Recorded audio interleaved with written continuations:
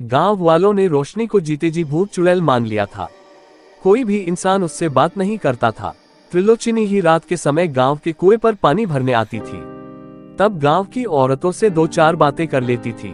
गांव की औरतें भी उसके गर्भवती पेट को देखकर उस पर दया दिखाकर कभी कभी उसे कुछ खाने को दे देती थी। एक दिन गांव में बहुत जोर से बारिश हो रही थी। काले बादल, घनघोर अंधेरी रात में त्रिलोचनी प्रसव पीड़ा से तड़प रही थी और दर्द से जोर जोर से चिल्ला रही थी।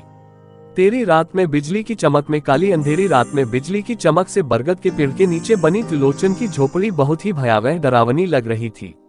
फिर भी गांव की एक औरत बहुत हिम्मत करके त्रिलोचनी के पास गई। त्रिलोचनी ने मरे हुए बच्चे को जन्म दिया था। उस औरत ने त्रिलोचनी को बताया कि बच्चा जिंदा नहीं है, मर गया है। तो त्रिलोचनी शेरनी की तरह उस औरत पर झपटी और उसके हाथ से अपना मरा हुआ बच्चा छीनते हुए बोली, नहीं, मेरा बच्चा जिंदा है, वह बस अभी सो रहा है। तुम यहाँ से भाग जाओ और मेरे बच्चे को सोने दो। त्रिलोचनी के दांत और आंखें बाहर आ गए थे। नाक और मुंह में खून उतर आया था। काली रात में चमकती बिजली की चमक से उसका चेहरा बहुत ही डरावना लग रहा था। वह औरत तुरंत वहां से भाग खड़ी हुई थी। 2 दिन तक त्रिलोचनी को किसी ने भी नहीं देखा था। बस बरगद के पेड़ के नीचे से लोरी की आवाज आती थी। फिर एक दिन त्रिलोचनी ने जरीदार रंग बिरंगी साड़ी निकाली जो उसने पहलवान से शादी करते समय पहनी थी।